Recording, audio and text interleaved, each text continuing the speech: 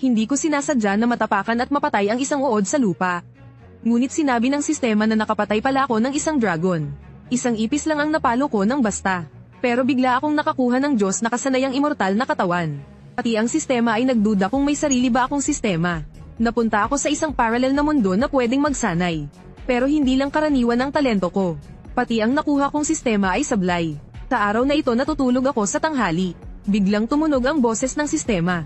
Nadetect ang hari ng mga halimaw na immortal na ipis. Hindi na ako makakatakas. Mangyaring mag-iwan na ng huling salita.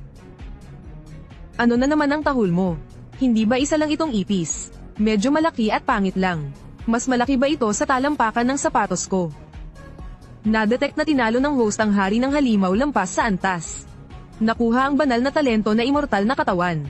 Mabilis na gumagaling ang natamong pinsala. Umalis ka, kung ano-ano na naman ang sinasabi mo. Handa na sana akong magwala. Isang malakas na enerhiya ang biglang pumasok sa katawan ko. Pahigpit kong kinuyam ang aking mga kamay. Talagang naramdaman ko ang pag-iral ng tunay na enerhiya. At sa mundong ito, kailangang may tunay na enerhiya para makapagsanay. Hindi naman siguro sistema. Seryoso ka ba? Pero nang pag-isipan kong mabuti. Hindi ba mas matibay lang ako kaysa sa karaniwang tao? Mas mabuti pang magtago at magpalakas muna. Ang trabaho ko ay gwardya sa aklatan. Responsable sa pamamahala ng mga lihim na aklat ng sining pandigma. Sa mga susunod na araw, araw-araw akong lumalangoy sa dagat ng kaalaman. Kahit napakasipag ko sa pagsasanay. Sadyang napakahina ng talento ko. Isang buwan akong tuloy-tuloy na nagsanay. Ni isang lihim na aklat ay wala akong natutunan. Buti na lang mga panimula lang ang mga ito. Nang paalis na sana ako para humitit ng isang yosi. Isang kaaya-ayang boses ang biglang lumitaw. Nadetect ang presensya ng Beast Emperor. Mangyaring tumakas agad ang host. Kung hindi ay mawawala ang buhay. Naniniwala ka ba dyan? O maniniwala kang ako si Qin Shi Huang? Uri lilang kaluluwang gagambang demonyo. Antas Emperor. Talento likas na talino. Mahilig mag-aral ng sining pandigma ng tao. Putep Emperor nga talaga. Putep, ikaw talagang hayop may hinahanap na kamatayan. Sa pagsama ko sa'yo parang nabulag ako. Ang host ay pumatay ng Emperor level na halimaw lampas sa antas. Gantimpala 5 makalangit na biyaya. Sige, dagdag pa ang 20 taong kultibasyon.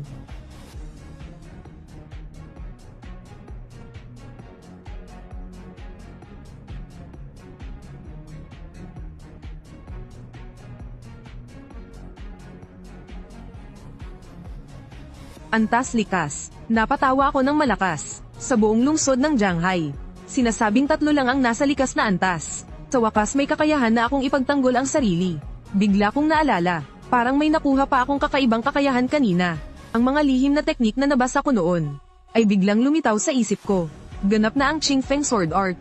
Ganap na ang 7 Star Steps. Ang pambihirang talinong ito, mas parang isang espasyo ng kaliwanagan.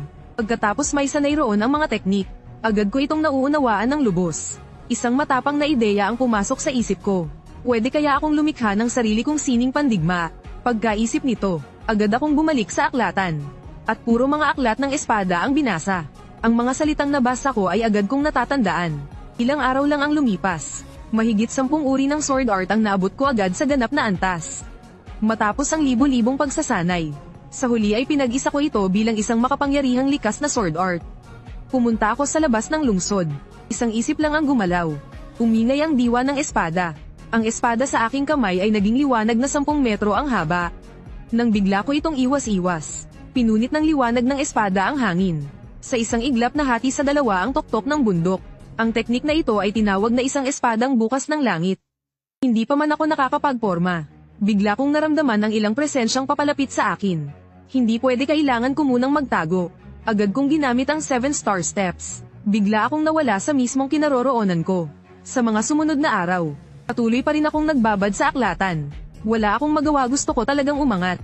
Pero dahil lang sa isang hampas ko sa bundok, bigla itong sumabog sa trending news. Pinag-uusapan ito ng buong lungsod ng Jianghai. Kung sino ba talaga ang misteryosong maestro ng espada. Ang paglitaw ng isang batang babae ay muling nagdala sa akin ng bagong gantimpala. Nadetect ang kinaroroonan ng Imperatrice. Mangyaring yumuko agad at mag-aral sa ilalim niya. Tinitigan ko ang isang 18 taong gulang na baguhan sa harap ko. Tuluyang natulala, pakiramdam ko hindi dapat ganito ang itsura ng Imperatrice. Hindi ba dapat malamig at dominante ang dating niya? Habang ako ay nag-aalangan, Isang datos ang biglang lumitaw. Pangalan Liu Ruyan. Haba ng buhay 518 taon. Antas ganap na Emperor Lord. Putek, totoo pala talaga. Walang paligoy-ligoy. Agad akong lumapit at kinausap siya. Matapos ang maikling usapan ay nalaman ko na ang batang ito ay talagang si Liu Ruyan. Ngunit 18 taong gulang pa lamang. Biglang may pumasok na liwanag sa isip ko. Sa wakas ay naunawaan ko. Ang sistemang ito, ang nakikita nito ay mga bersyon 500 taon sa hinaharap. Mapaipis man, o gagamba man, lahat sila ay magiging malalakas pa matapos ang 500 taon.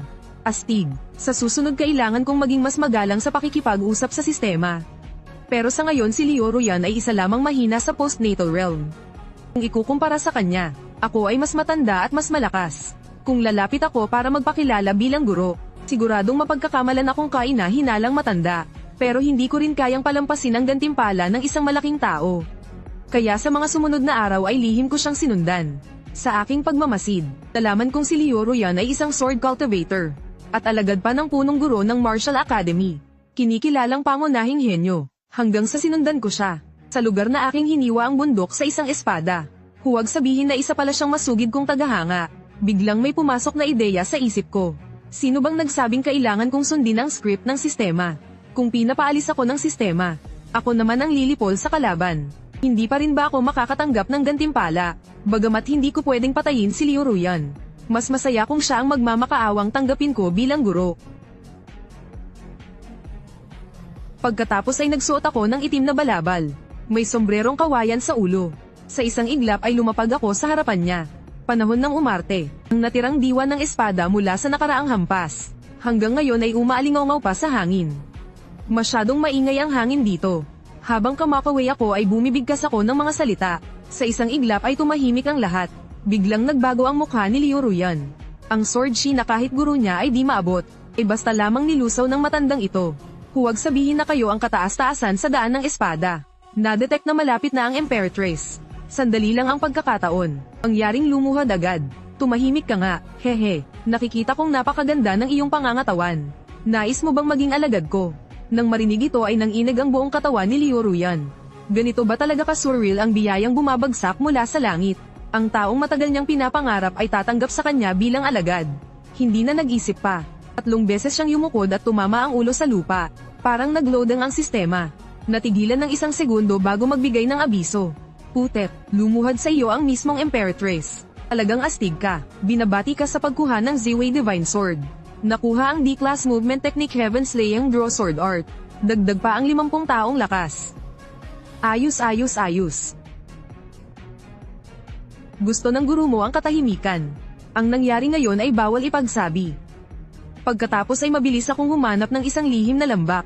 Talagang napakasolid ng gantimpala mula sa Imperatrice. Z-Way Divine Sword. Sa paglabas nito ay yumanig ang langit at lupa. Ang malinaw na huni ng espada na may banal na liwanag ay bumasag sa ulap. Direktang nabahala ang lahat ng makapangyarihan sa buong lungsod ng Jianghai. Sumunod ay ang pagsasanib ng 50 taong lakas. Ang makapal na enerhiya ay naging isang napakalaking buhawi, na walang tigil na pumasok sa aking katawan. Ang aking cultivation ay tuluyang umabot sa rurok ng innate realm kalahating Grandmaster. Sa huli ay inilabas ko ang pinaka-inaasam kong D-class na lihim na sining. Heaven Slaying Draw Sword Art. Sa oras na iyon ay siksikan na sa labas ng lambak. Kasama na roon ang Dean ng Martial Academy. At ang bagong hepe ng Armed Police kasama ang maraming eksperto. Ngunit ang rumaragasang sword pressure sa loob ng lambak ay walang sino mang nang ahas pang lumapit. Sa isang iglap, isang tunog ng paghugot ng espada ang umalingaw-ngaw na parang dagandong ng dragon. Humugat ang espada, gumuho ang kalawakan. Ang mismong killing intent lamang ay nagpanginig sa lahat ng nasa labas ng lambak. Unang antas na lihim na aklat. Talagang hindi hungkag ang pangalan. Ang galaw na ito ay inaral ko ng di mabilang na beses sa Space of Enlightenment. Hindi ko na alam kung gaano katagal. Huminga ako ng malalim. Tagumpay na ang Heaven Slaying Draw Sword Art. Sa pagkakataong ito ay itinago ko pa rin ang aking pangalan at ambag. Humikab at tahimik na umalis. Ngunit gaya ng inaasahan ay muli itong naging balitang pangunahing paksa. Ang lambak na iyon ay naging isang sword daw spectacle. Kinabukasan ay bumalik akong muli sa library sa tamang oras. Bago ko maabot ang tunay na rurok, hinding-hindi ako pagpapakita. Nang papunta na sana ako sa ikalawang palapag ng library, biglang sumabog ang boses ng sistema. Na-detect ang pagdating ng Emperor Class Blood Demon. Lubhang mapanganib, pangyaring tumakas agad. Hindi, mangyaring ipadala agad ang iyong alagad upang pumatay. Grabe, talagang masipag mag-spawn ang mga halimaw na ito. Bahala na kung may gantimpala man o wala. Pangunahing dahilan ay sobrang delikado ng misyong ito. Hehe, mas ligtas kung ako mismo ang pupunta. Pagdating ko sa gitnang lawa, napansin kong hindi pala ganoon kasimple ang sitwasyon. 12 ng armadong gwardya ang nagbabantay sa pampang. At ang namumuno, ay ang 3 natitirang innate masters ng Shanghai City. Bigla, isang dugong pulang halimaw ang tumalon palabas ng tubig. Isa pala itong napakalaking dugong sumisipsip na linta. Agad itong hinarap ng 3 innate experts.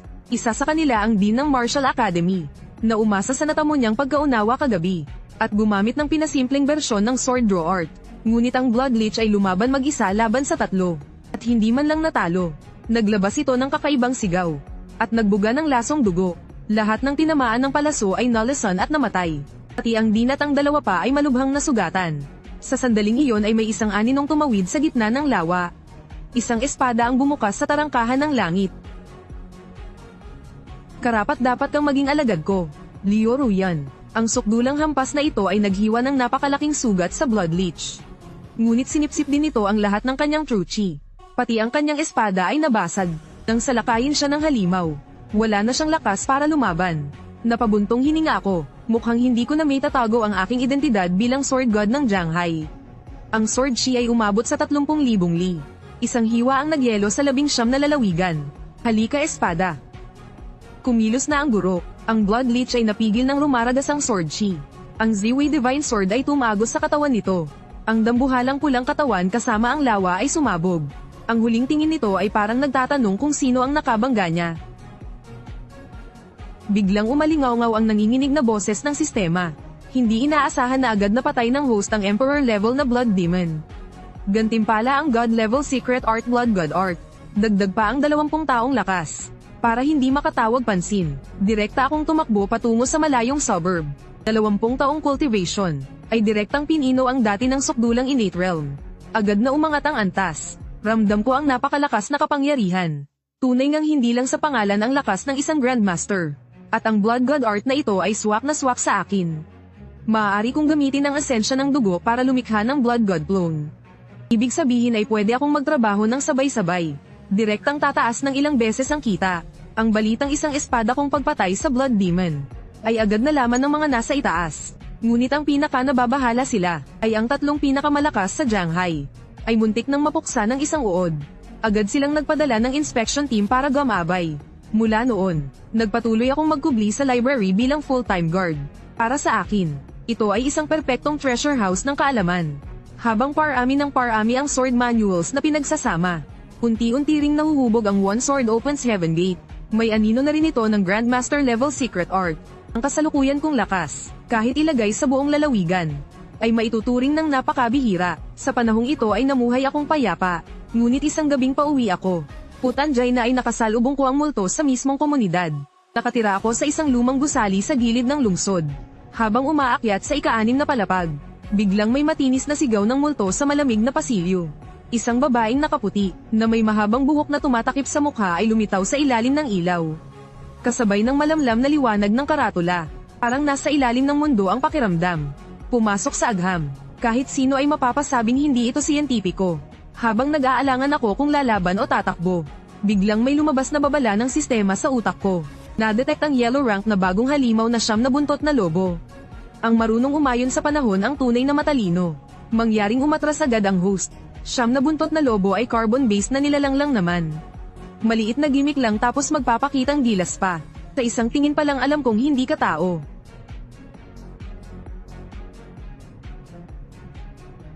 Putanjay na may sakit ka ba sa ulo? Uri siyam na buntot na espiritong lobo. Antas pa unang innate realm. Kakayahan Green Hill Illusion Realm. Bibigyan kita ng 2 paraan para mabuhay. Pagpasakop ka sa akin, at susunod ka sa lahat ng utos ko. O gawing fox fur vest ang balat mo sa aparador ko. Mas pipiliing mamatay kaysa mapahiya.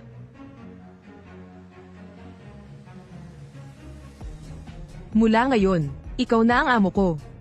Pagdating sa bahay naglilinis siya habang humihingi ng tawad sa akin.